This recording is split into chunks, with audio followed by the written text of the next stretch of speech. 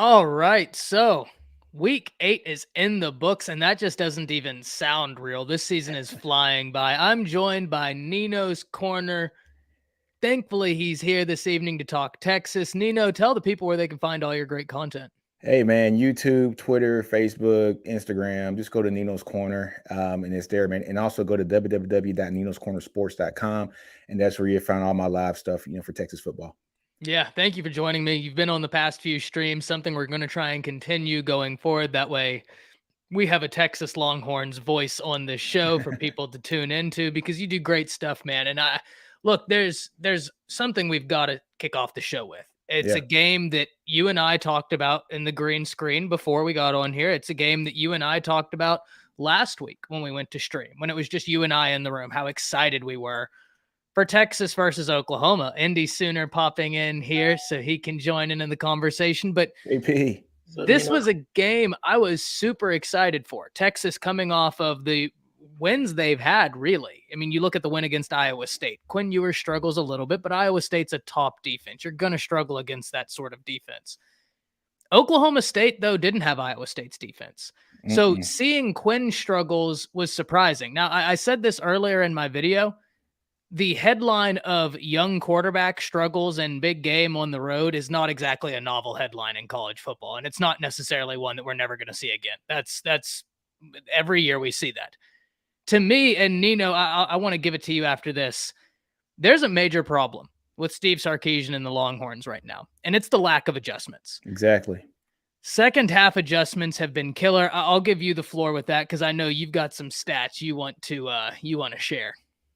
Yeah. All right. So Sark, he has to address the second half. The adjustments have been absolutely abysmal here for the first 2 years. When you look at his adjustments, folks, I went back and looked at some stats, and this is just not the first half. I'm going to talk about the second quarter yardage. Sark has 170 less second quarter yardage than he does for the entire second half of games. So, folks, that means he has around, I think, 1,700 yards of second quarter yardage. For the entire second half, it's only like 1,840 or 1,900 yards total for the entire second half. So that's what Texas is dealing with. It's the lack of adjustments. Once I went back and tracked just the total amount of plays that were played for the entire game, I got Texas being very successful in the first half. First quarter, their SP rate was around 50%, right? Their second quarter SP rate was around 55%. And for their successful play rate for the third quarter, it dips down to 38%, right? And that's what's killing Texas. And then for the fourth quarter, they do a little bit decent. It's up to 45%. But the third and fourth quarter SP rates, the third and fourth quarter yardage, the third and fourth quarter touchdowns are not what you would expect for a team that comes out and scores 31 points in the first half. Right? Like you would think you at least get half the amount of points. Give me 15 points. Give me 14 more points. You get 14 points. The game is 44 to 41. Texas wins the game. Right? So it's the lack of second half adjustments, which is killing this team. Ty, one more thing. Second quarter touchdowns, not first half touchdowns, folks. I'm just going to give you a second quarter touchdowns compared to the second half of games. If I'm not mistaken, Texas for second quarter touchdowns was second quarter 15 second quarter touchdowns. Second half touchdowns for the season 11. So wow. yeah, 170 less yards in the second quarter than the entire second half, which is mind-boggling to me, and 4 less touchdowns in the second half compared to the second quarter of games. Not the first half. I'm just talking about the second quarter. When you go for the first half, it's even more widespread. So the lack of adjustments from Steve Sarkisian coming into the second half has been abysmal. And also, I just think, look, I understand he didn't want to pull Quinn. I get it. He doesn't want a quarterback controversy. I think everybody understands that. I think he wants to not get to where we had last year where Hudson Card did horrible against Arkansas. We pull him, put in Casey, and now you're stuck with a QB battle, and you have to commit to somebody, right? You can't keep going back and forth. So he's doing that with Quinn right now, and I totally get it. But Just look at what Clemson did last week, right? DJ was stinking it up. What did Dabo do? Pulled him, put in Cade, and then at the end of the game, they asked him about the actual quarterback battle. He said, "Look, there is no quarterback battle. DJ's my guy, but I just needed a spark." And that's what I think Sark should have did here in this game against Okie State. Before I pass it to Indy, there's two things I would like to add. Just kind of piggybacking off of your second quarter adjustments. Before Steve Sarkisian was hired by Texas, you and I were talking about this. He's 5-28 in games where he's trailing at halftime. Now, I get there are going to be people saying, Ty, it's hard to come back in games where you're trailing. You're right. You're 100% right. I'm not saying being 28-5, but 5-28 is unacceptable. What's more worrisome to me, he has 6 losses at Texas alone. When he had the lead. He had the lead at halftime. 5 losses where they had a double-digit lead in the third quarter. Exactly. Sark is a brilliant play caller. I don't think there are people that are going to argue how great of an offensive mind he is, but man, the adjustments are killer. With that, JP, I want to hear from you first, man. What was your reactions to watching this? Yeah, I'd have to agree with Nino. Obviously, as the resident Texas fan, it has to be frustrating to have leads in games, to be up big on a team that, while, again, I get it, they're the number 11 team in the country, but they were very much hobbled. And so, you were handling them like they were hobbled, and then you allowed them to get back in the game and they beat you. And so it's never been, and I think we've always said it's never been a question of talent at Texas. You guys have talent now. You had talent with Herman. You had talent with Strong. I mean, it's really just who's going to galvanize Texas to be what it should be. And it's Sark that guy. I mean, obviously I wasn't going to be one that said after 1 year, yes or no, just like I'm not going to, I say the same thing with Brent Venables. I don't think it's fair for people to say yes or no with BV in year 1. But I think, getting into year 2, seeing some of the same trends has to be a little concerning for sure. And, you have to ask, can he be the guy long term? I mean, people I've seen, I think it was Kyle Umling who put up a stat on Twitter the other day that just kind of showed where Sark is through, what was it? Has he coached 30 games? 20. He's 10-10. He's 10-10. 10-10. 10-10. And where Herman was through 20 games, and Herman was a little better. Yeah, 13-7, if I'm not mistaken. Yeah. Right. And he didn't have a losing season. Like, he did a lot of things, and so it's like, man, did you really let go of Herman? And I know there were some other things with him. A whole lot of back stuff with Herman. Right. Yeah. So I get that, but just the optics of it, like on the field, like you wanted better play, and certainly I feel like the offense is better, but then you look at the defense and you're like, man, have we gotten any better? Statistically, I think they have a little bit, but you have games like the other day where, I mean, I'm at the Pacers game. I got season tickets this year, so I was downtown and was looking up at the screen that they had in this in the field house, and was it Green that caught that slant, and then there's 3 Texas defenders around him, right? Like it was shades of CeeDee Lamb in 2019, but it wasn't even like CeeDee actually kind of made the guys miss a little bit. CeeDee, he balled out. This was not that. This was just like, but you know what though, JP, I can't put it on the defense. They didn't have the best game. But when your offense is always going 3 and out, 4 and out, 3 and out, 4 and out, there's going to come to a point where your defense is just going to get down. To talk about third downs, Texas did not have one single 3rd and short the entire game. So no 3rd and 3 or less the entire game. I want you to think about that for a minute. Think about that for for a minute. Out of all those 3rd downs, there was not a 1 3rd down that was 3rd and short. So all these 3rd downs that they had were 3rd and longs, basically, either 3rd and middle or 3rd and long, right? Yeah. So none of them were from 3 yards and under. And also, man, Sark's offense, it's a boomer bust offense. And when it's on, it's on. It's an avalanche. Yeah, so I did, just a metric here for the entire season. Out of all the offensive yards that Texas has, 48% of those yards are from explosive plays, meaning at least plays that are 20 yards or more in the passing game or plays that are 15 yards or more in the rushing game. 48%, that's half the offense, right? And so when you're hitting, and he was hitting early, getting great explosive plays. But what I think Sark needs to do and learn how to do is when you have a lead like that, know your personnel and know how to manage a game from then on. I'm not saying play not to lose. Still be aggressive, but pick your spots to be aggressive. Got to learn ball control. You got Bijan Robinson and Rojo. That is the calming effect for any quarterback in the nation, right? Plus your tight end room. Yeah, plus the tight. Look, just hand the ball off. You got the best running back in the country. He's probably going to be a first-round pick this year. And you got a damn good backup who's going to get drafted too this year. Hand the freaking ball off. Calm it down. If you hand the ball off 3 times in a row, these guys are going to get 3 or 4 yards a carry, and you're going to get a first down.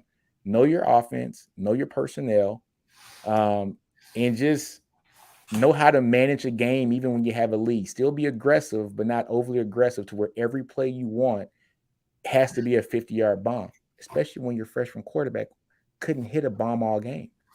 Don't force it. Yeah. That was surprising to me, is the commitment to the passing game with all the incompletions. Jay, let's hear it. What was your reaction? So, talking about the stats and the numbers, I think the thing that shocks me the most is the fact that Sark is 1-6 on the road in his 2 years. That shot, because Charlie Strong was 3-3, Tom Herman was 3-2, and it's just like once the road hits, it's the undisciplined. Things just fall apart. Now, I, like any Texas fan out there, is questioning the fact that there was 13 penalties to 0 in this game. Mm-hmm. That threw me off. Yeah, but all the Texas penalties were warranted, except the one hold that they caught on Christian Jones in that 33-yard run, that Quinn got. But every other penalty was warranted. Those other 12, they were penalties. Like I said, I could totally understand the feeling that it's a little biased, with Texas and Oklahoma leaving or whatnot. I totally get that. And I can't even argue with Texas fans on that. But like you said, they are warranted. You can go back and watch them. They were penalties, and they just got caught with their hands in the cookie jar.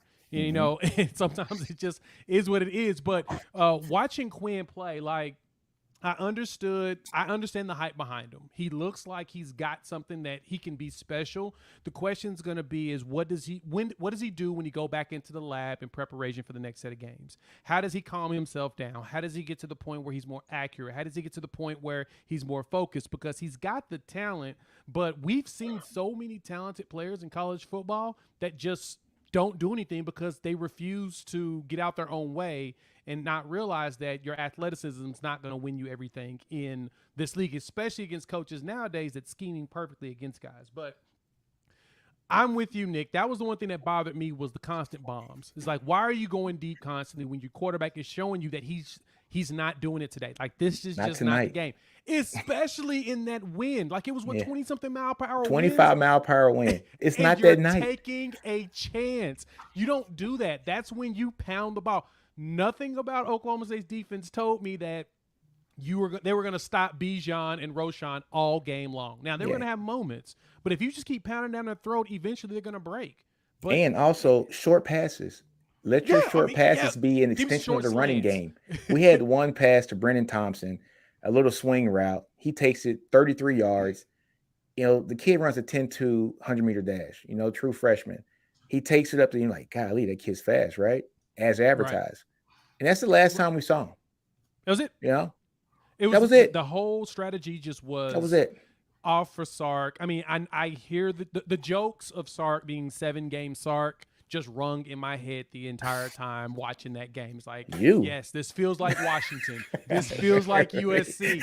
And as much as I think that, he could be a good coach at Texas, it's feeling like it's ringing that direction as well. Yeah, if y'all fire him now, it would be this season. It would be an awful thing for Texas because, I mean, who's you going to go after? Cliff Kingsbury or Urban Meyer? Yeah, they can't fire him now. I wouldn't even suggest firing him. You got to give him a shot. You got to give him a shot. You know, give him 4 years. Coaches 4 need years. 4 years. Finish it up and go. 4 Give him years. his 4 years. That fourth season, you will know. If things fall apart then at that point, it is time to go and move forward with something else. But yeah. Boy, someone's got a to me, dastardly smile on their face. Yeah, Someone's look at got Chris. a devious. He You does. saw that little devious Look at the smile brother hit from his a mother. face. I already know. Look at the brother from another. The last thing I'll say is it just Guys, felt what like do you- the game plan wasn't built. It felt like he deviated from his game plan going into a hostile environment at 25-mile-per-hour winds. That's what it felt like. He didn't stick to the plan. That's what it felt like. Yeah. Go ahead, Chris. I see that devious smile. Well, you know, I look, I want to get on here and say, oh, this is an indictment on Sark, huh, Nick? But I'm not going to do that. What I'm going to say, I'm going to take the high road and say this right here. It was a well played game by two teams. Okay, two good teams. I'll give them that. My only problems with the game, honestly, from an offensive standpoint for Texas, I think at some points and got a little bit too gimmicky. Got a little bit too gimmicky on some of the plays. It worked early, but it didn't work often. There were some plays. There was one play I know I was talking to my uncle, and I said, "Dear God, that was beautiful." It was obviously it's kind of like Early in the game, right? It was like early in the game with Worthy. He just snuck Worthy out there, and Worthy was wide. The orbit motion. It's the same Yes, thing he used in the national championship with with Devontae. Devontae Smith. That exactly. orbit motion. Boom. I literally just like pointed at the screen. It was like involuntary. I was just like, damn, Lonk. I said, you see that? That was good. But anyways, it just got a little bit too gimmicky for me. Like Nick said, just hand the ball off. You were able to move the ball on the ground. He's over there shedding like 5 to 6 tackles in the backfield, but you're not going to him. You're not using your bell cow. He's your bread and butter. We all know that look, okay, I'll be the first to say, I know I was a tad bit wrong about Quinn Ewers. I think Quinn Ewers is talented, but at the same time, you got to help him out. He's a true freshman. Old State is a hostile environment. Those fans are right up on you. They're gonna talk that noise. It's a hostile environment to play in, especially at that. It's homecoming. Everybody's juiced. No matter if it's a night game, morning game, they're gonna be juiced because Texas is there. They're ranked high and they're feeling good about themselves. Defensively, I didn't really see all that much except for I didn't see all that much wrong with the defense except for the fact that what happened in the last season crept up on them this season as well. I mean, it's as simple as that. Not going to say it's gassed or anything like that. Texas looks the part defensively. They just couldn't stop it. I couldn't stop Mike Gundy and boys. I thought Mike Gundy called a really good game. He did. I thought he called a really good game because it's like the more gimmicky that Sark got and the more complicated he made it on his guys, the more, I guess, Mike Gundy slowed the game down and he simplified it for Sanders, in my opinion. He gave him quick reads. Let's just work the field. Let's work it down there. Let's go. Because let's be honest, their run game is terrible. Their run game is bad. But he was able to move the ball down the field on quick passes, a lot of quick pass games. So, I mean, it was a good game played by both teams. It's just the fact that they just chipped away. And they did. Yeah, they did. And I think one thing that got me too is this is the second game this season of, almost 100 plays for the defense being on the field. So this game was 97 plays, I think. Yeah. And so when you look at 97 plays, look, even though that Texas was stopping their run game, I mean, they were handling their run game pretty well the whole game. You keep chipping. Eventually, one chip's going to become a boulder, right? And that's what happened when you got that long run against us and got in for that touchdown in the fourth quarter. Yeah, this team, they just got to adjust better. Sark has to call a better game plan. Well, here's two things for me, right? Homer comes in. Glad you're joining us this evening, Homer. Guys, if y'all don't know Homer's content, you're doing yourself a major disservice when it comes to college football content. Absolutely. Definitely worth your time. Go check him out. He says we lean too heavily on the scheme, dudes open / cheat code part of the offense at times. I wanted to just see us drive down the field, winning matchups one-on-one. I agree. Look, in a weird way, it's almost like Sark's theme of his offense starts with simplicity is the key to brilliance, and then somehow it escalates into this complex amalgamation, and you're like, how did we get here from simplicity is the key to brilliance? And what I mean when I say simplicity is the key to brilliance, I think the Xavier Worthy play is a perfect example. It looks super complex. If you break it down, he's doing a few things and he's doing them unbelievably well to draw the attention of a defense. And it just makes sense, right? When you watch that play, you're like, that just logically, everything about that makes sense. The other thing, and Nino, to your point, I resonate with what you're saying, right? I'm not saying y'all have Derrick Henry in your backfield. You don't. Derrick Henry's a freak. You do have Bijan, though, and I'm not trying to say one, but Bijan is an absolute freak. Different styles. The reason why I bring up Derrick Henry, do y'all remember how they won that national championship with Derrick Henry? Pound. It'd be the fourth quarter. Derrick Henry might have 89 yards, and we'd be on rush number 27. And by the end of that game, that defense didn't want to see Derrick Henry anymore. They didn't want to think of Derrick Henry anymore. And he'd be at 220 yards because he'd bust for 120 in the fourth quarter because they didn't want to touch him. I'm not saying Bijan's got to be the hammer, but Roshan's a hammer. And he is all too willing to do it. He is. I have he's willing and able to smile. do it. I have seen him smile when he's about to hit. Like it, the dude wants the smoke. He wants it. Give it to him. It reminds me of Wayne Gallman when he was at Clemson. Yes. He would do that all the time. Oh, Gallman was a He beast would at see Clemson. those defensive linemen getting tired. He would go to coach and be like, "Hey, Dabo, let me have it. They're tired. Let me." And he just run it down their throat, just smiling, just excited to truck folks. And that's something y'all Texas got to do. We got to do it. You know what? Hey, you know what? I'm gonna say this Best one backs thing. in the country. The two best backs in the country, well, not the two best, but the best running back room in the country. Yes. You know, headed by the best back in the country. What Texas has to do is between Bijan and Rojo, they got to have at least 36 to 40 touches. I'm not saying carries. I'm saying touches. Yes. I'm saying get them in some passing plays. Run the ball. You know, it was criminal for, I think Rojo only had 5 carries that game. 5 or 6. It was. I could not believe what I saw. But had a 52-yard run on one of them. When you got a guy who is, no kidding, legs are churning. He's a beast. He's looking for contact, and he just busts a long run in the first half. You got to feed that monster. That might have been a game where you have Bijan might have 18 carries. Rojo's going to have 12 or 13 carries. Then you utilize Bijan, who has some of the best hands in the team in the passing game, which we did. He had a 41-yard touchdown pass, catch. And also use Rojo in the pass. He can catch as well. This was a game where Texas needed to stop the pretty stuff. Let's get physical. Let's get down and dirty. You know, you got a lot of time and effort invested in recruiting those offensive linemen. They are playing pretty damn good. Very good in pass protection. Run blocking has been the best, but those last 2 weeks, the run blocking has gotten better and better each week. Use your 2 best players on the offensive side of the ball to go cause damage, and they didn't do it. It was frustrating.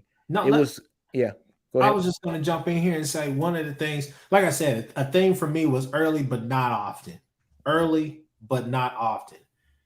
Early in the game, I was thinking to myself, hey, man, Billingsley doesn't look that bad out there, man. They're using their tight ends. They're doing these different things. And I was like, in the second half, I was thinking to myself, now, maybe we was watching 2 different games, but I literally thought to myself, I was like, damn, where the hell is Billingsley at? No. Billingsley actually went off in the second half. The first half, it was the first half where he wasn't utilized.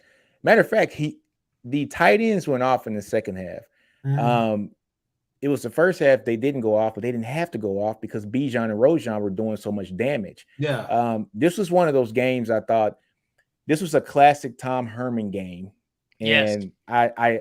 I know fans are going to hate to hear me say this. No, it's true. But in the fourth quarter, when Tom Herman would have a lead, he was not going to let you get the ball back. If he got the ball back with 6 or 7 minutes left in the game, you weren't going to touch the ball again. He was going to use Bam Bam Sam, Bijan, whoever else we had running the ball at the time, Keontae Ingram, and just run the clock out. And you weren't going to touch the ball anymore. He was going to make it physical and say, hey, my studs are back here. I'm going to use some quarterback power. I'm going to use some Bijan up the middle, some zone with Bijan as well. I'm going to use my guys to run the ball, run the clock out, maybe pass 1 or 2 times to get a first down, and you will never see the ball back again.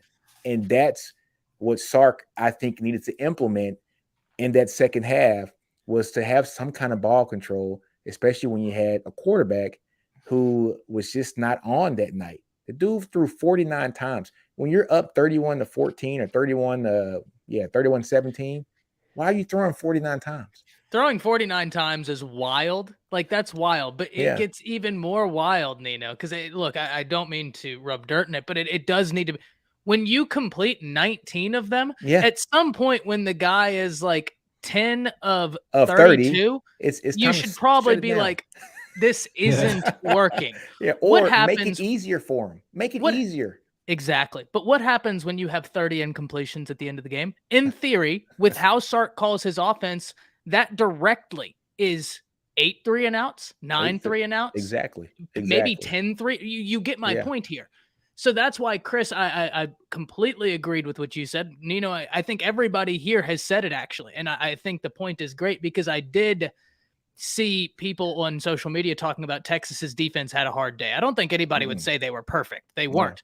But whenever your offense can't get anything going, whenever you go 3 for 17 on third down, and whenever your quarterback has 30 incompletions, whether it's his fault entirely or not, you're asking a lot of your defense. You're asking God help us. We know. Yes, we know. You're asking. We know right now. But that was us last year, Chris. That was Texas last year with the defense, asking them to do so much damn stuff, man. But yeah, it's like the roles are getting flipped this year.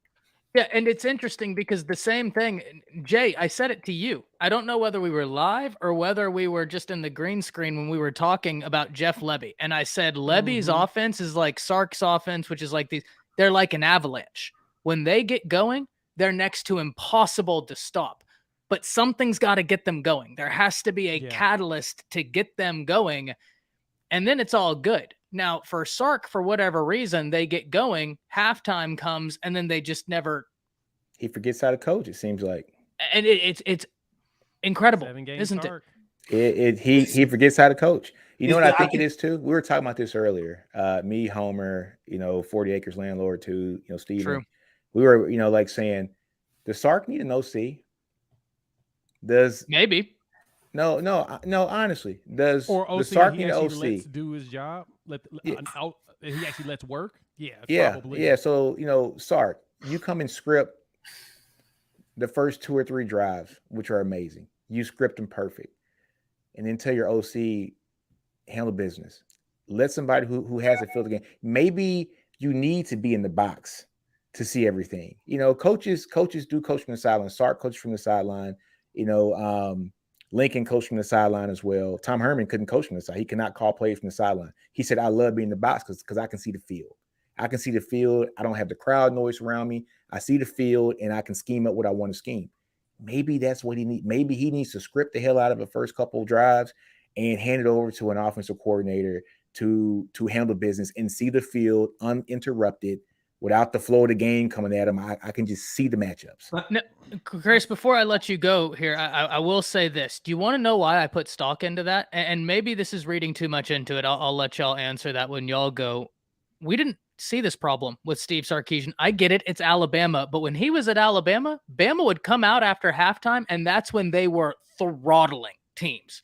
Bama with Sark was good in the first half, but when it came to second half, they were shutting the lights out on teams offensively. So we know he can do it, but that's why I think maybe taking something, letting him focus on the grand scheme might be good. Chris, go ahead.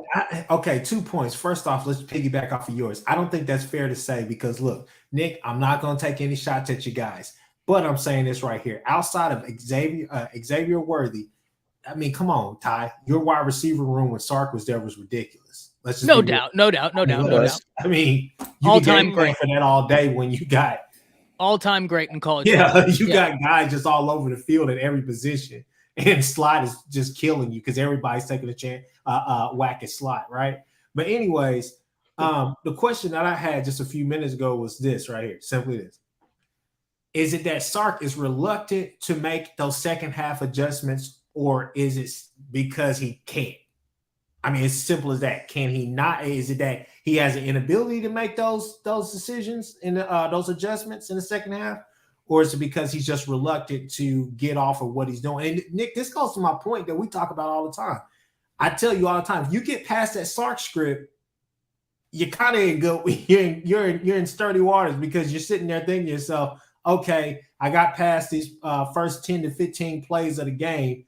We're either tied or hey, I'm only down a touchdown or whatever. Now let's see what happens, because in the second half it's anybody's game. I mean, I can't buy stock in that either because like the first script is the first 2 drives, but I just put up the stats on you guys, and his second quarter is where he dominates. His second quarter, he has almost as many yards in the second quarter as he has in the whole second half. His second quarter is where he makes the adjustments off of his first couple drives, tunes it up, ramps it up in the second quarter, and these guys are kicking butt.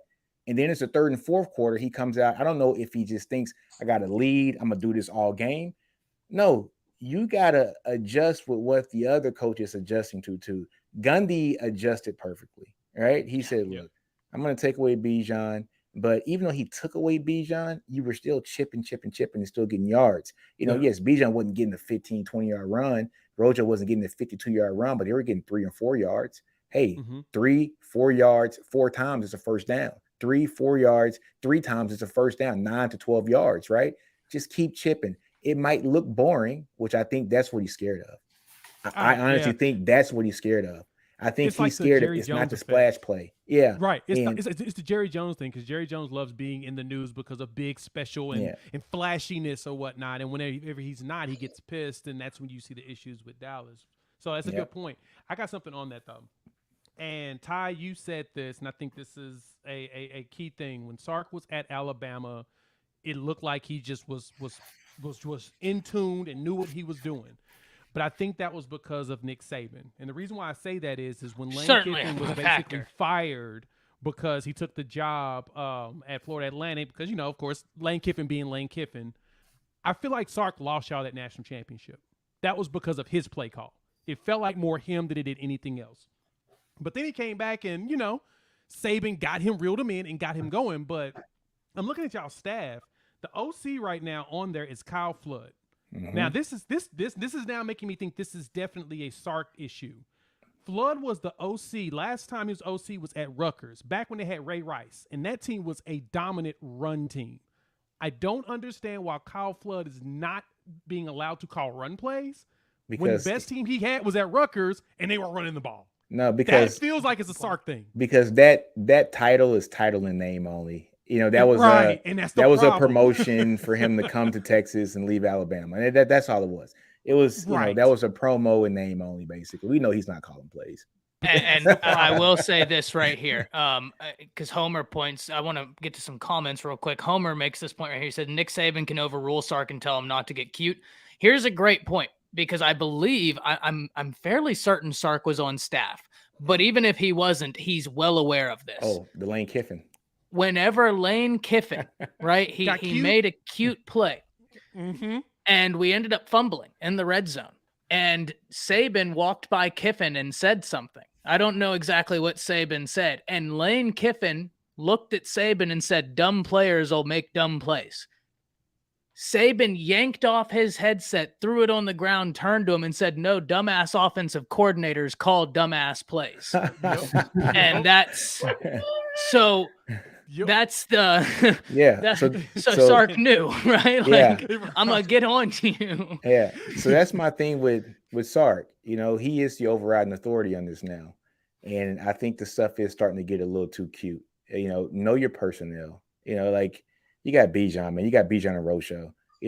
Roshan should have definitely had the ball more than 5 times last game. It just is what it is, man. You all should be running a New England type offense, honestly. You should be running things that Belichick does. It's boring. I say 40 touches a game between those two. Yeah, exactly. It's boring. It's annoying. It's not fun to watch. But it wins. Guess what? It's wins.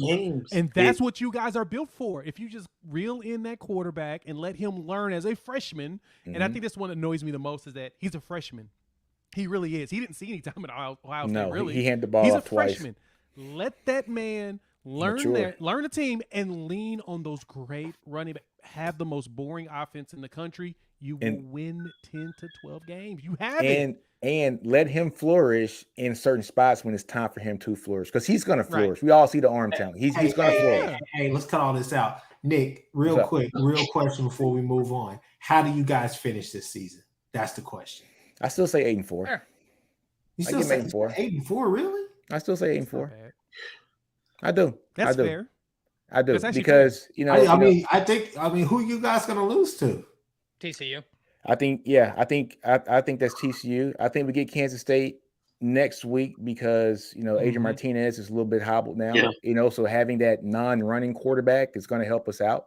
Our defense does very well against those type of quarterbacks that that like don't run. So I think we can pull that out. And then we got Sark having the bye week. We all know when he comes off a bye week, he's dialed in. It is because he has that extra 7 days to prepare for a team. TCU, I think, is going to get us. TCU is the game I'm going to too. I hope I'm wrong. Then we got Kansas, and then we got Baylor. And so I think Texas is going to finish 8-4. I think we lose one game. I think it's going to be against TCU. I'm gonna be honest. If Jalen Daniels comes back for that Kansas game, that's going to be dangerous. I am too. You guys were happy he wasn't there. Heck yeah, we were. We're not stupid. No, guys, not really. We could go on. We could go on about this for hours, but we've got someone in the comment who really wants to hear about A&M, and I really want to talk about A&M. Hey guys, I got to listen to the A&M talk. I'm like single dad ops right now, and I got a kid upstairs who's probably tearing the hell out of my room right now. So. Guys, before he gets out of here, be sure to go check out his channel. Great Texas content. Nino, where can they find that at? Hey, man, Nino's Corner or go to www.ninoscornersports.com. Absolutely, man. Great stuff. He'll be back on the show, hopefully Friday if he's got availability, but if not, it'll be very, very soon. Thank you for joining us this evening. And go take care of the kid business. What's up, man? Child, please. Oh, but no, we've got to talk about A&M. Because, and I'm sad Jance isn't in here, because Jance all offseason was screaming from the roofs, and I thought A&M would have a down year. I thought it'd look a bit more like last year with more chaos, but I was wrong. Jance, though, was saying this team is going to struggle. This team could be bad, and they're bad, and they're struggling. Now, there's rumors that things could be kind of turning to flames. Now, Matt, I've heard the rumors. I don't know the truth to them. So I'm not going to speak to are they true, are they not? Here's what I will tell you, because I think we can do inductive reasoning. Mm-hmm. Early in the season, we have true freshmen posting on social media or liking posts on social media saying this offense expired in 2014. You have true freshmen sneaking out before the games, getting suspended. All writing on the wall is pointing to that there's a lot of unhappiness at A&M. Matt asks, are A&M players in revolt? Are they leaving? Nothing like that yet, but guys, we got to understand. Early in the season, when things could be recovered, we were seeing signs of chaos behind closed doors. There's no recovering this. This is what it is. This is something we have got to watch. Whether the rumors are 100% true or not, I don't know. But we do know one thing. We do know Oklahoma is still after a guy such as David Hicks. We do know Homer's in here. Texas is still after an Anthony Hill. Look, I don't know, and I'm not trying to pile on to A&M here. A&M is an institution, is a fine institution, right? It is a great education. But I don't know why in the world where A&M is right now, you would choose to go there unless they can show some serious signs of improving. Guys, I'm going to pass it to you because I'm just perplexed. I'm perplexed. Indy, I'll go you first, and then we'll just go down the line. Indy, Jay, Chris.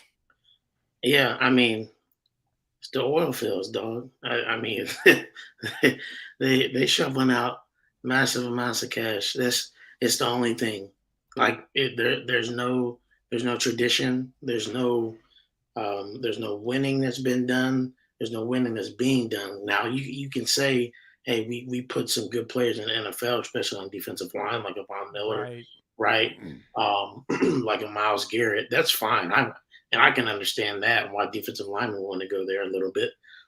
But just like having the number one recruiting class for Jimbo to get up there and lie in the offseason and say, oh, it was all organic. We, people want to come play football here at A&M. Okay, dog. Like, let's be real. Let's be real. And so at this point, I asked a question the other day. I said, I had no idea. I laughed when somebody showed me. I said, how much does Jimbo need to be bought out for? They said $90 million. I was like, dog, we gave this man that much money. They signed him to a contract extension.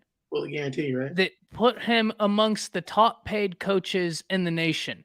They're paying him like he's Kirby, like he's Dabo, like he's Nick, like he's Nick Saban, like he's Nick. And here's the craziest part: you want to know what you're getting?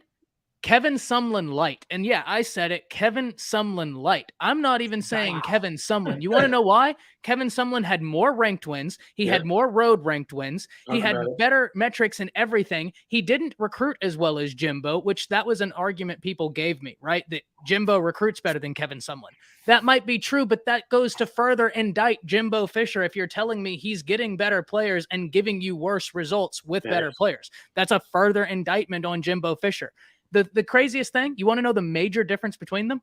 One of them has a group of 5 loss. One of them paid a team over $500,000 to come whoop their butt. The other one didn't, and that's Jimbo. Jimbo had that. At a certain point, look, the players aren't playing well at A&M. The execution isn't there. But at a certain point, the buy-in. Guys, when was the last time you looked at a A&M team and thought that's a bought-in A&M team? Last year?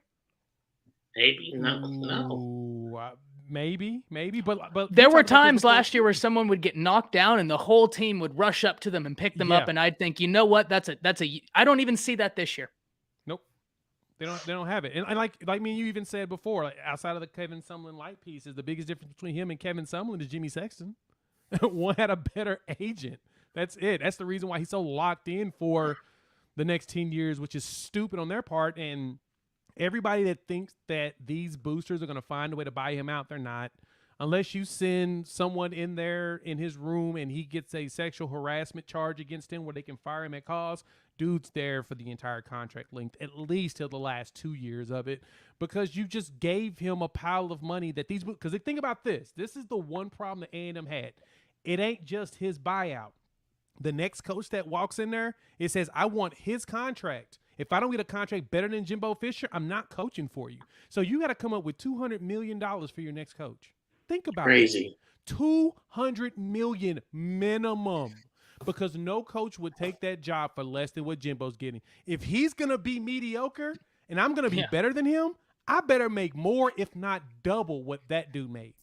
How is that going to work for them? So no, financially, they can't afford to get rid of him. So they have to ride this out for at least 5 more years and suffer until the buyout's a nice enough price that when they bring in the next coach, they're not gouged at $200 million.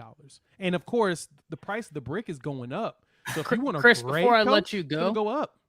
Before I let you go, this is the remaining games for Texas A&M. I just want everybody to have this in mind while you before you get. It's crazy. You have Ole Miss, Florida, Auburn, UMass, LSU. They're going to beat Auburn. They'll beat Auburn. Auburn is very akin to A&M in terms of chaos. Right now. Well, it is at Auburn. You're right, Chris. Jordan Hare has some sort of magic. It is at Auburn. So we'll say they'll beat UMass. God, if they don't beat UMass, God help them. So they'll beat UMass. But LSU? Ole Miss? I don't know. Chris, go ahead. All right. Okay. First things first. All right. Jay, I'm sorry, but I have to disagree with you, bro. I had to disagree with you. Why? Because Texas A&M, let's go back to what JP said, oil fields, right? Let's think about this. They have money. They can obviously they can afford to get these classes, right? So why can't they can they actually afford to pay him overtime as far as a buyout, right? Give him the Charlie Weiss treatment. Give him the Charlie Weiss treatment. Let him go on a hiatus. Give him the Coach O treatment. Give him his money and let him walk. And as far as getting another coach, if they're trying to make a big splash, they should have the money, right? Or do you just go get you an up and coming coach and kind of just blow this thing up and say, hey, let's rebuild from the top and get some guys in here that we want to get in, right? And it's kind of up to them what they want to do. All right. I mean, I don't know. But I'm just saying this right here is that Texas A&M can do what Texas A&M wants with Jimbo. I mean, there's been a lot of reports coming out that, a lot of reports coming out that a lot of boosters are like, oh, let's just self-report the hell out of us, and then that'll give us a way to fire him, right? So they're looking for avenues. Don't think that everything's not on the table. You want to know the worst thing about this, though, Chris? And I want to hear from all of you. First from you, though, Chris, because I'll say this very quickly. I want to know whether you agree or not, because I think this opens the door for much more dialogue on this. And it's crazy. Jimbo has been not good. That's the nicest way I can put this. It just has not been good. He's had good moments, but in terms of a summarization of the entire time, it's not good. But they can't fire him right now. Not that they can't. That's the wrong word, because you're 100% right, Chris. They can do whatever the hell they want. They got that kind of money. They do. Let's be very real here. The reason they shouldn't is because you've now tied yourself to him, and it's optics. The court of public opinion matters a lot, and I get it. Right now, the court of public opinion is bad on Jimbo Fisher, but what happens when you fire him to that recruiting class? Yeah. It's gone. Because, and I agree with that point. I agree with that point simply because, Ty, you're already talking about buy-in problems inside the locker room, on the field, to this program as a whole, right? That we can see. Now, let's talk about buy-in problems off the field from the boosters. Because go to Jay's point. To be honest with you, I think Jay was going to this point. Eventually he would have. If you get the wrong coach, are the boosters going to buy back into the program right off the bat? And are you going to be getting those number one classes? That's something that you got to think about. My last point, and then I'll pass this along. Hey, man, shout out to Beamer Ball, man. Shout out to the Beamer Ball boys out there doing that thing. They are 5-2, right? Who would have thought that they would have came back from that annihilation at the hands of Georgia, and they're 5-2, and they're playing really good football. They're playing inspired football, and that's a big win for them still, because they're like 0-8 in the last 8 meetings against huge win. Yeah, Texas A&M. It's a huge win for them in that program and what they're trying to do. Yep. Does Rattler look the best? Does he look Heisman worthy like I thought he was? No. But at the same time, he's putting games together and he's winning in the SEC, and I think that says something about him. And then when you look at the guys around him, how they like him, he's changing that perspective about him, and I think he's doing really good for himself. Should he come back for another year to be with Beamer one more year? I think that he should come back another year, and I think that if he can have the similar success to this, look, nobody on this panel, nobody in this chat will deny the talent. No. The reading defenses, doing different things like that, going through his progressions. I think that's probably his biggest challenge, where he needs to, work on his mechanics, obviously, and be more technically sound. But as far as arm talent, even if you put him in there in the draft last year, he still probably has the best arm talent out of any of the quarterbacks that were taken. It's a fair point. Who went last year? Kenny Pickett, the kid from Liberty. I mean, Rattler's arm. If we're talking pure arm ability, it's up there. It is up there. There's no. That's what I'm saying. I mean, and there will be a lot of teams who would still want to take him no matter what. So even if it's a late round situation, but at the same time, man, I gotta give a shout out to the South Carolina boys, because they're playing really good football right now. Can they sustain this success over the rest of the season? I don't know. But when you get big moments like this and you get a big win for your program, especially, gotta give a shout out to those guys. Yeah, I think Jason. I think. Look, I'm not trying to be harsh, but we've seen this before. We've talked about this before. And Chris said it. Rattler's got all the intangibles. It's the reading of the defenses, but that's why I do agree, and I think everybody would agree. One more year with Beamer might be just what the doctor ordered. Do I think he'll be a first-round pick? No, I don't. I'm gonna be I think that ship has sailed. Mm-hmm. But second, third round, hey, ain't nothing wrong with that. And he's got the ability. I'm very interested. And his pro day is going to be effing crazy. His pro day is that I think you're nail on the head there, man. Yep. Because the way he can do some arm angle type throws where he doesn't have to worry about anything but the throw, I think it could be kind of saucy there. Now, I'm just super interested to see what the future holds. Now, since we're in the SEC, Well, before you move forward, to answer Go ahead, your Jay. question that you made mention around A&M and like Chris said, that was where I was going. The last piece of my point was, who do you hire? And once you hire that person, if they can't retain this class and the class doesn't look very good, what are the boosters going to do at that point? Now, A&M boosters, they throw money in that school all the time. And I think the most fascinating thing about boosters in college sports is, what is the ROI in dumping your money into your school besides having bragging rights? It's just so fascinating that you got that much FU money that you're just like, yeah, I'll throw a whole bunch of money at this school just because. But my other point behind everything is the price of crude is going down right now. That's kind of, going down for the consumer. So our gas prices are dropping. Their pockets are getting a little bit lighter than normal. And so their pockets are plenty fine. It is. They're plenty fine. They just don't have the disposable income they want to have to fire this dude. But like I said, the rumors are going around that they're trying to find a way to get out of this. And you made your bed, you got to lay in it, bad boy. But I do think that overall, there's no way they're going to be able to get rid of Jimbo Fisher. They're stuck with that contract because, like I said, irregardless, the price of the brick is going up. The next coach is going to ask for almost double what Jimbo's getting paid. And they're going to have to figure out, if you want Urban Meyer, you might have to pay him $20 a year. Absurd. Yeah. It's stupid numbers, but that's probably what will happen. So there's some things I wanted to talk about. First, Matt says, how much is the A&M just overreacting for the losses? A little, Matt. I think we always need to be honest here. Anytime you have a team that's playing poorly, losing games, some of the reaction is obviously going to be a little bit inflated because of the results. Now, the question, in my opinion, isn't, is it an overreaction? The question should be, is it a justified overreaction? The answer to that question is yes, right? Like, one thing can, we can be overreacting, and it can simultaneously be true that every bit of our overreactions are justified based on what we've seen. But, guys, I want to talk because Bama had a bad loss a few weeks ago, bounced back against Mississippi State, handled business.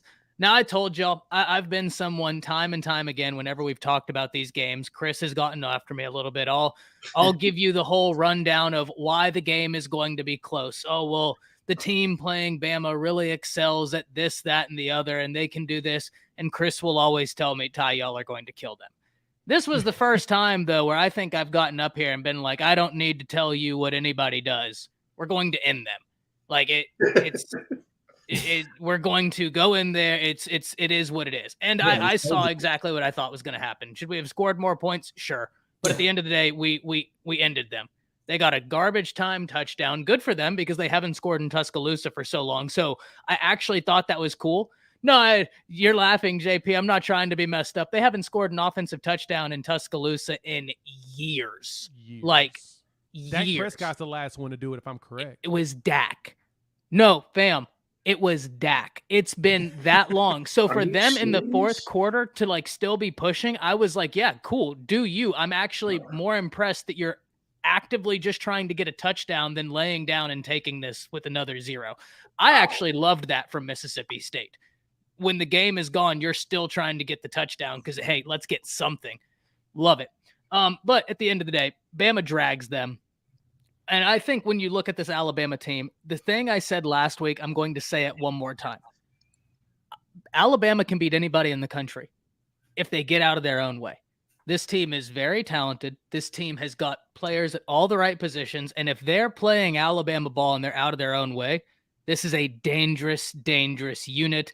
It's just all about that. Guys, was there any major reactions you had from Alabama dominating Mississippi State? I'll just come out and say, look, I think your wide receivers are starting. They've been inconsistent, but that game right there, it looked like, hey, I'm trying to prove a point out here. And you're starting to see a lot of names out there too. I think you and Jess were a little bit kind of like, we've been on the record that the young guys, and Chris, you can attest to this. I've been saying to you forever, these freshmen that came in, they could be the answer. Inexperienced. Yeah, I'm just saying, it seems like you guys were kind of like, I don't know about Holden right now, but yeah. But I mean, Holden, JoJo Earl, he's solid. I mean, y'all have some. Look, the starters have been solid. I'll give them that. But I mean, I think the wide receiver talent is starting to show, and I think you guys are starting to get a lot of good play. What I think needs to happen.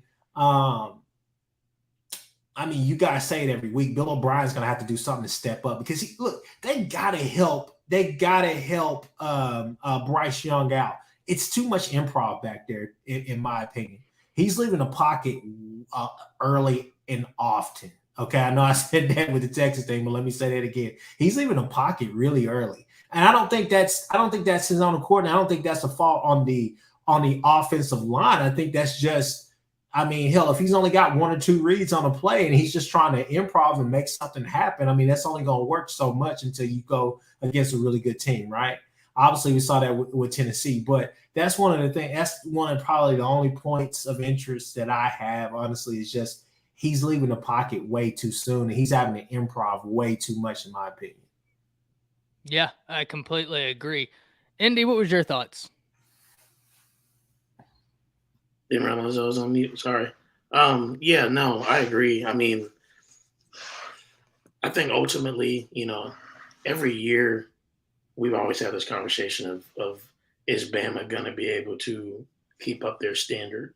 And, it's why every year when Bama, well, not every year, but, the years where Bama does lose a game, people start to ask those questions like, is this it? Are they going to start falling off? But, when you have a bounce back game like that, where you completely dominate a team 30-0, and like you said, man, like the young talent that you guys have, your offensive line, again, hasn't been as good as it's been in years past.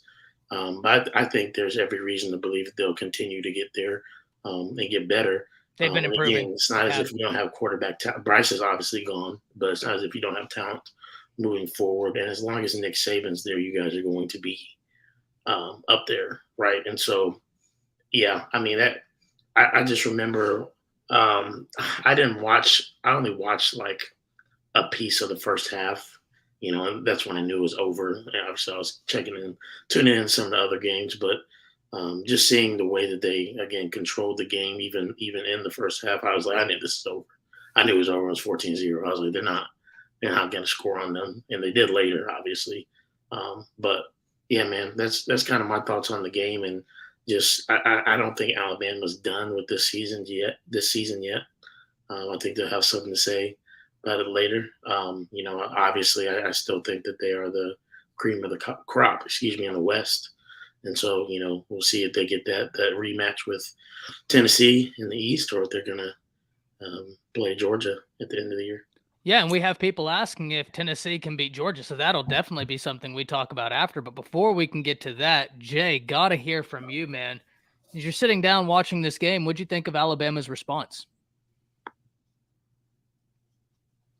Oh, on mute. Oh, you've muted yourself, my friend. I did. I put myself on mute because I coughed. I don't like to cough on the microphone. But no, watching that game is exactly as we expected. Bama was going to bounce back, and they beat the dog out of this team. And just like you said, I was making those faces because I went back and looked at all the old games between Mississippi State and Alabama. Jesus. It was 2014 was the last time that Mississippi State scored a touchdown. It was 2014. And it was Dak Prescott who did it. Wow. That was the last time. So it's 8 years since they've scored in just in them time. Well, that's 4 years technically in games. But yeah, 14 was the last time it was 25-20. That was the game that Alabama won that game. And like I said, Dak Prescott led that team to a 10-3 record, won the Orange Bowl. Hence why he should have been drafted higher. But anyway, besides that, Bama did what we expected. They dismantled this team. Mike Leach's offense is cool, but they don't have the talent to do what Tennessee did against a team like Alabama, especially in preparation and just execution. I knew this was going to happen. Jahmyr Gibbs did his thing. Everybody did what they were supposed to do. And so firing all cylinders like that, y'all should be able to just about cakewalk through the rest of the season. I am interested in this LSU game next week down in Death Valley. That one's probably the game I'm the most intrigued by because LSU, Brian Kelly has been showing that, hey, I'm having my moments, but I can still coach my ass off. And it's showing in some of these games. You're like, how do they win this? How is this going down like this? he's going to be prepared. He'll be prepared for this game way better than Leach game, and he has way better talent in comparison. But I don't think Bama will have that much of an issue, but it is the game that intrigues me the most coming up. Very talented. That's one thing we always know about LSU. Go ahead, Chris. Always. Oh, no, I was just going to say I have a really big hot take. Okay. I have a really big hot take. Not about this. It's not in this conference related, so I'll let you guys finish out your point. Okay. I'm just going to go through some comments, and then I'm going to get right back to you. John Bailey says, where was Ricks all season, man? First and foremost, Bailey, John, I think we need to remember he was coming back from that shoulder injury where he had correct me if I'm wrong, people in the chat. I don't remember whether he had surgery or not, but I know he had some injuries. We know what Nick Saban demands out of those cornerbacks. You got to come up and tackle. Like you just can't tackle. You have to be a willing tackler for Nick Saban. You got to be completely healthy. And I think maybe there was some adjustment time period. Maybe the adjustment took a little bit longer than necessary. But one thing we saw, he was automatic out there on Saturday against Mississippi State. Ricks played his tail off. He played so well. I was so excited to see that. Blood says, why is Alabama so undisciplined this year with so many penalties? That's a great question. And that's what I really mean when I say they got to get out of their own way. If they get out of their own way, remember this, guys. Bama is 131st in the nation in penalties. They had 17 penalties against Tennessee, the number one offense in the nation, and lost the game by 3 points. That's what I mean when I say this team is unbelievably talented, but they got some stuff they need to figure out, and you're not going to hear an argument from me on that. Few more before we get to you're right, Ty, though. Ricks did have shoulder surgery when he left LSU, so that is very much accurate. So yeah, he's still probably nervous about that, which is fair. Jimmy asks, can Tennessee beat Georgia? Yes, they can. Will they is a different question, but they certainly have the ability. And David says you must remember Tennessee went into overtime with Pitt at home. You're not wrong, David, but we also have to remember Missouri almost handled Georgia. So the only reason I bring Tennessee was at Pitt. Was it in Pitt? Okay. Well, yeah, because I went to the Tennessee Pitt game last year in Neyland, so that was a road game. Gotcha. Indy, you got to take off. You're good to go, man. Thank you for joining us this evening, guys. Take a look at Indy's YouTube channel. Let the people know where they can find that. Yeah, just Indy Sooner on YouTube, and then at Indy_Sooner on Twitter. Appreciate y'all. Thanks for having me. Absolutely, man. Anytime. You already know. Open invitation anytime. Appreciate y'all. Y'all go check out his content. He does great stuff, great Oklahoma content. If he's not over here, I'm over there on his channel. You don't want to miss the stuff he talks about. He and Travis do unbelievable live streams, incredibly informative. And they talk about more than Oklahoma, and they have some great insight. Absolutely worth your time. Go over there and check that out. Thank you for joining us, Indy. Appreciate you, brother. Yes, sir. Well, the basic point here is this, and the reason I bring up Missouri is for this right here. Wins in college football aren't transitive, right? The reason I say that, Alabama struggled against A&M, but just dismantled Mississippi State, who beat A&M, right? So, like, wins aren't necessarily transitive. Just because Team X struggled with Team Y doesn't mean that they will also struggle with Team W. It's one of the things that makes college football so beautiful. But, Chris, I guess we'll close it with this, man, because we could keep going forever, but there's Monday Night Football this evening. I want to hear your hot take, man. You seem really excited. Here is my hot take, all right? And I know I'm probably about to get bashed for this. I can't wait for this. Hard. Not for you to get bashed, just for this take. Guys. Well, maybe both. I'm not sold on Cade Klubnik. Well, that's a fair take. I'm sorry. When he came into the game, look, they won. I get it. I don't know if Clemson's in a better position with him or with DJ. I'm sorry. That's just me. Well, so look, I don't think that's a hot take. And here's why I don't think saying, hey, we saw a quarterback that came in for half a game, didn't exactly light it up, but the team. I get it. He's a freshman. I get it. I'm just saying, even going forward, I don't know. Interesting. No. They made him seem like he was Trevor Lawrence-esque. I don't know. I don't. Okay, so here's what I will say. Is he Trevor Lawrence-esque? I'm going to say no. And the only reason I say that, man, Trevor Lawrence was like coming out of high school. I mean, he was Quinn. right? Like Quinn is the closest to Trevor Lawrence we've seen, who is the close, like the few of these one ranked quarterbacks, like Matt right? Stafford type. Yeah, walking in freshman year, you are the dude. Yeah. Right. Really the closest we've seen to Trevor Lawrence and Quinn that didn't hit that was like a Bryce Young.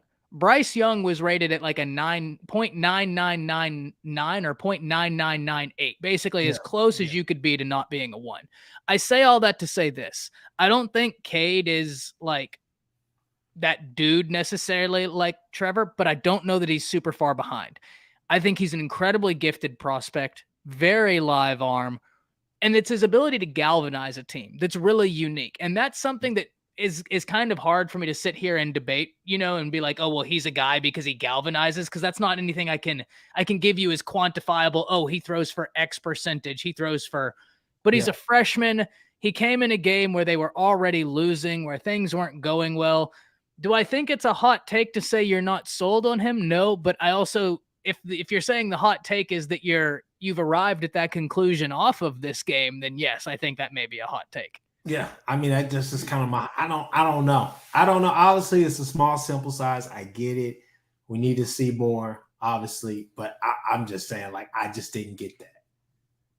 Yeah, I was kind of like thrown off by the fact that they only threw the ball 4 times with him once they put him in the game. But that also told me that they think they just had issues in just passing in general, and they didn't even want to mess with it. So I wasn't sold on him specifically with that, but I think DJU is going to start the next game, and he'll start the rest of this season, and he'll be back next year. He can't go pro, so we won't see Cade until probably closer to his junior year, and then at that I think he's going to point, be he really may solid, be a bit man. better.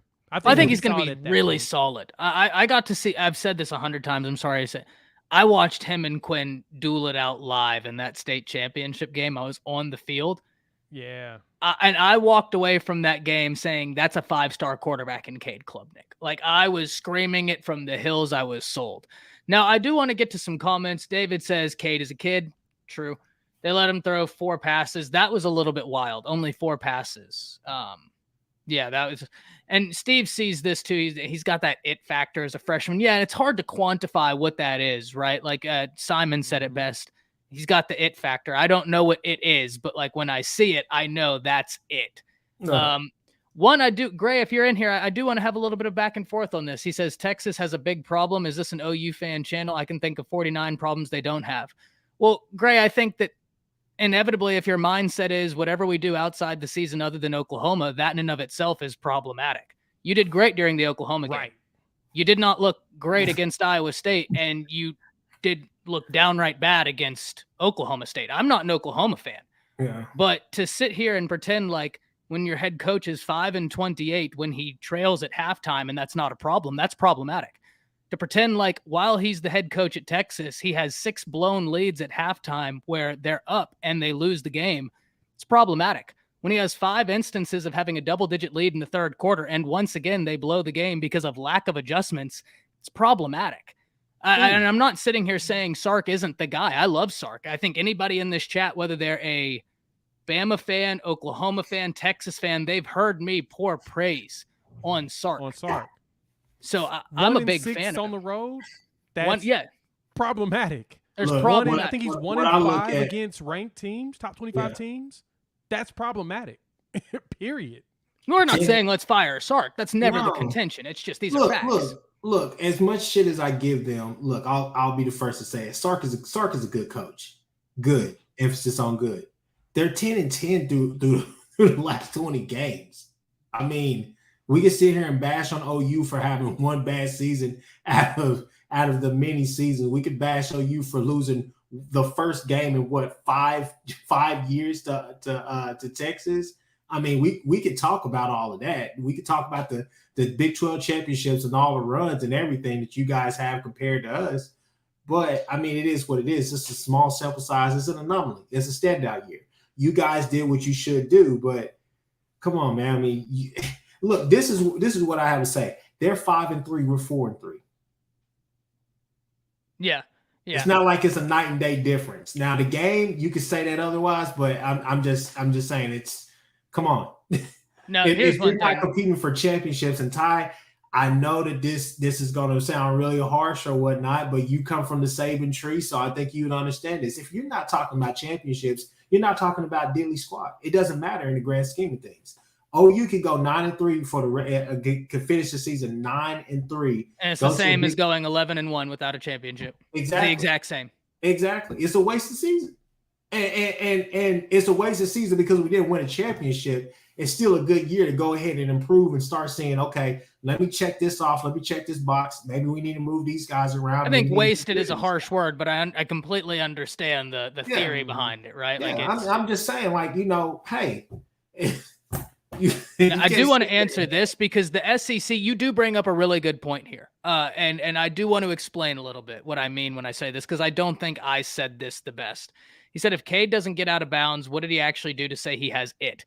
I'm not saying that when I said he has the it factor, I was talking to the way he's able to galvanize a team. You look at the way the team responds to Cade, and this isn't the first time we've said this. Gentlemen, y'all remember we were on a live maybe a month and a half ago, the first time Cade Klubnik played this year, and I said to both of you, hey, that team responds to Cade well. I'm not saying he's the guy. They respond to him. They're fired up for him. That shows me something. No, in no way, SEC, am I saying that's going to make him the next first-round quarterback out of Clemson. Yeah, he's got a lot to do. I am saying that you do want your team to buy into your quarterback because I forget who said this, but there's a great quote a long time ago that as much as the head coach chooses the starting quarterback, the team chooses the starting quarterback. The team is choosing DJ, no doubt, or at least that's what it appears. But to see that they have that level of faith in a backup shows something. Yeah, Gray Man said, ever since losing, I'll give him that. I'll definitely give him that because look, it's hard for me when Texas fans say, "Oh, Sanders is this, Sanders is that," and I'm like, man, look, I know tight ends. I mean, Jermaine Gresham, Mark Andrews. Nah, he is that, man. He is that. I don't know if he's those guys though. But Chris, you don't know if he's those guys because he's never been a full-time tight end. Look. Next he's season, raw. He's raw. Let me see it. Okay, give me some time, Ty. Give me some time. And no, that's fair to say. Give me some time. I'm just saying the intangibles are there. Now, I do. Ever since losing to TCU, nobody was talking about OU going to the playoffs, but Texas was playoffs. First off, I don't know who had Texas going to playoffs after losing to Tech. I think we need to have a conversation about that. The FPI and all of that stuff that was going that's a power Texas. Index. The power index. But saying look, that, they should have a chance. But we had a conversation about whether they could go to the Big 12, but I even said in that video, I don't think they're a playoff team. And Gray, here's the thing. You lost to TCU and then you had that. What have you done since? You had a close game against Iowa State, which I don't think is as big of a problem as other people say. I've said this before. I think the Iowa State win was a great win because Iowa State plays such high-quality defense. No, not FPI. Just Google it.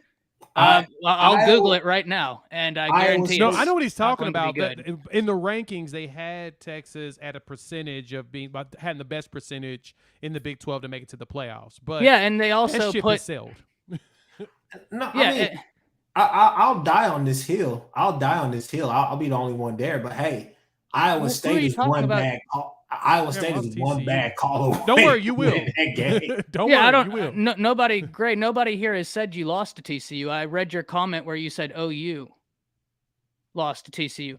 But Gray, here's my point. We can talk about what happened 4 weeks ago. At the beginning of the season, Alabama was the far and away number one team, and Bryce Young and Will Anderson looked like Heisman favorites. Is Will Anderson a Heisman favorite now? Because if you're telling me he is, Gray, what you're telling me is the logic that carries on from week one does not change throughout the year, no matter what we're seeing. Essentially, you're pulling some 1985. Don't believe your eyes, believe what you were told.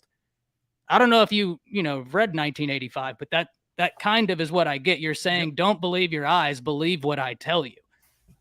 Will Anderson is not a favorite to win a Heisman, regardless of what was said at the beginning of the season, because of the way the season has played out. Does that mean he's not an amazing player? He's unbelievable. Maybe the best defensive player in college football. But things have happened. Much like I don't think Texas, we're being harsh on them now because of what we saw against Oklahoma State. He says, not betting against we're not talking about betting against Alabama. We talked about one specific thing. So yeah, it is what it is. Life Outside says I am 18 subs away from 600 subscribers. That's awesome, man. It's a grind, man. I don't think people realize what a grind the content creation is. It's awesome. It is so much fun. It's a lot of grinding. It's worth it though. It is so much fun to be able here to get connected, to be able to have conversations with all of y'all. It's a ton of fun. And Gray, I'm not trying to pile on you, man. I'm just having a conversation, but at the same time, to pretend like we're trying to pile on for Texas when your head coach is 5-28 pre-Texas in games where he's trailing at half, and while at Texas he's lost 6 games while having the lead at halftime and 5 while having a double-digit lead in the third quarter, that's a problem. And Nino, who's a Texas guy, was just on here telling you Texas has as many yards in the second quarter all season long as they do in the second half all season long. That shows you Sark does not adjust well. We're not, those are just facts. Those are just facts right now. Do we think we can get it right? I do. I don't know how Chris feels. I don't know how Jay feels. I'm not going to speak for them, but I do. I do. And honestly, Gray Man, hold on to that 49-0. Just hold on to it. It feels like that's the only thing you got left. Just hold on to it. If it makes you feel better, hold on. You know what? I'll make a shirt and I'll send it to you if you want me to. Just hold on to it, because in the grand scheme of things, and this is all 3 of us, I know I can speak for all 3 of us on that. If you're not going towards a championship, that one game against a rival feels good, but it's not the biggest thing for what we look at when it comes to sports. We want chips. We want chances at conference championships and playoff championships. And it takes time, and we get that. And it takes time to build that. And like I said this in the comments to you. Texas is a year ahead of Oklahoma in recruiting and staff because Sark has been there 2 years. Venables just got there. We had a mass exodus of change from all of our best players either going to the league or transferring, where Texas is now getting to that point where they can get cohesion, start building up the roster that Sark needs to win with. That was just a bad game. It was bad choices. You don't throw 49 times in 25-mile-per-hour winds. You don't. It doesn't make sense, especially in Oklahoma wind. We all know how brutal that stuff is here. Jay, Texas knows. Jay, so you gotta take your time with that. But anyway, No, Jay, those are great points, but you don't have to explain yourself to them. Look, obviously they suffer. He's trolling. I know they suffer from that Oklahoma State, delusion or whatever. That's how Oklahoma State fans are. We could lose every game, and we beat OU. It's top of the world from here. I mean, we're next year we may even win 5 games next year. I mean, that's just how they think. I mean, that's how it is. So, I mean, I don't know, but I mean, look, we're being harsh, I know, but at the same time, I mean, hey, look, it doesn't really matter in the grand scheme of things if you guys haven't won a Big 12 championship or not even competing for that. I mean, well, I thought, look, before the Oklahoma State win, I didn't think that Texas was going to playoffs, but I thought that, hey, man, you could easily compete for a Big 12 championship if you get over Oklahoma State. I mean, you are in prime position. Now, do I think that they're a bad team? No, I think Texas is doing fine, but Gray, insanity is doing the same thing over and over and over again and expecting different results. I mean, if we were to not point it out, that would be insane. I don't have shirts. I wish I had shirts. I need to have shirts. I got shirts. SEC, I'll send you a shirt. I'll figure it out, Gray Man. I'll find you. And find me on Twitter at Unfair Sports. Find me there. I'll get you a shirt. Okay. I'll get you a shirt. SEC says we will. You hold on to that L. What is I think he's talking about Texas beating Oklahoma. Oh, well, yeah. No, I mean, fair play. They beat Oklahoma. That's fair play. Hold it. That's fair. Fine. We lost. Great. Yeah. Because, I mean, yeah, they I'm not even, look, let's be real. They dominated y'all. I'm not trying to rub salt in the wound, but so it makes sense. They hold bragging rights for the next year. There's no doubt about that. But yeah, we're not trying to rub anything in. It's the reality of the situation, man. It is what it is. Now, that being said, guys, the last thing I want to talk about before we get out of here, do we think there was any sort of like shakeup in the AP? Were you surprised that Ohio State didn't come out number 1 after what they did to, granted, Iowa doesn't have an offense. I genuinely don't know if they play offensive football anymore there. But Ty, who have they played? They haven't played. Look, they play someone this weekend in Penn State. This is going to be a great opportunity for us to see Ohio State. Now, I do think Ohio State's a very good team. I don't think there's any question they're a top 4 team. I'm very excited to see them play Penn State this weekend. I mean that's Look, I don't think there's any doubt that I'm sorry, Jay. I don't think there's any doubt they're a top 3 team. I mean, top 4 team. They played like it. They've handled their business. But I mean, even to the Heisman talk that CJ Stroud is getting, I mean, his numbers and everything may be out this world, but he hasn't had one an Heisman moment. 2, he hasn't played anybody. He'll get his opportunity against Michigan. Yeah, exactly. And that's the problem with, and Joe Klatt mentioned this on his show about the divisions issue with the Big Ten. And this is the year where Ohio State literally plays nobody. Now we're talking about this Penn State game. They're gonna throw up 50-something points on them and beat them like 50 to like 14. Probably, they're gonna blast them. It's gonna be a blowout. It's not gonna. It's gonna be manslaughter. It's not even gonna be worth watching, to be honest. And I say that specifically because the way the Big Ten is, they're very hot top heavy this year. And the West is trash. I mean, Illinois is their best team. And no shade on Illinois, but when last time y'all actually talked about Illinois football? I mean, it was what was that? The coach now at Houston Texans, and he literally just left my head. But anyway, with the Santa Claus white beard. Anyway, it's been a while since we've talked some Illinois. But he was the last one that's got them to a bowl game, so we haven't even talked about Illinois in a while. So yeah, the Big Ten is just bad right now. It's literally going to be Michigan and Ohio State. That's all we've got. Oh, Michigan State ruined it for us. Penn State always looks good until they play Michigan and Ohio State. Michigan blew them out. So, and Michigan honestly can't pass. They're really more of a defensive team. So on that Iowa win, this is the one thing I will give them props for. Iowa has given up 59 points this entire season. Literally every game combined. Yeah, they have a good defense. They just have no offense. 54 to Ohio State. So out of their 113 points, 54 of them went to Ohio State that they've given up this year. Their offense is just potent. It's absurdly good. It's up there, honestly, with Tennessee, even though Tennessee's ranked number 1 right now and just putting up numbers. They're comparable. It's just they've lucked out that there's nobody in the Big Ten that's real competition. And Notre Dame coming in that first game was not bad. They just started imploding after that loss. Yeah. I don't think that they would have been that bad this year. They'd have the talent to not be that bad. Jay, this is my only point about Michigan.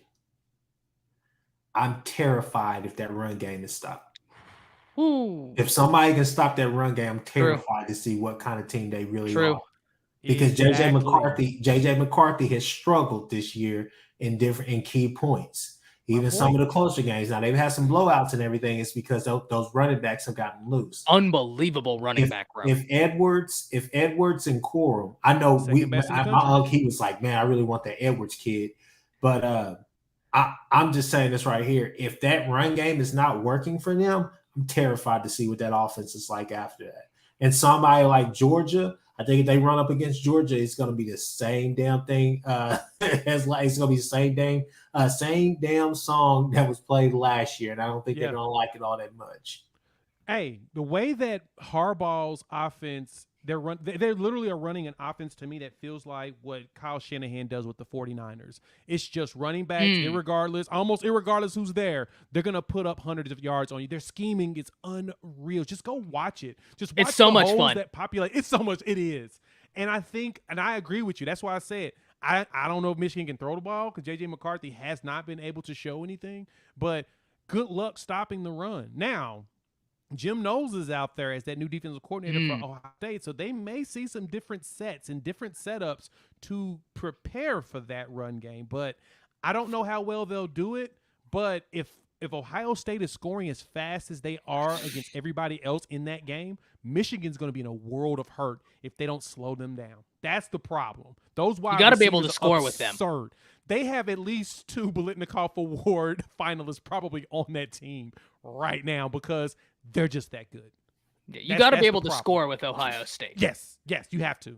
You have to have a top 5 defense, and when I say top, I mean your defense. They have got to be exceptional, hard nosed, and you've got to have a good offense, or you've got to be able to say, "Hey, I feel like if you put up 54, we can put up 55." Those are what you got to do. Now, David says, I doubt 2 SEC teams into the playoffs. Let the crying, belly aching begin. I think it's a very small window, David, but it's a possibility is there. The possibility is certainly there, but it's going to be interesting to see.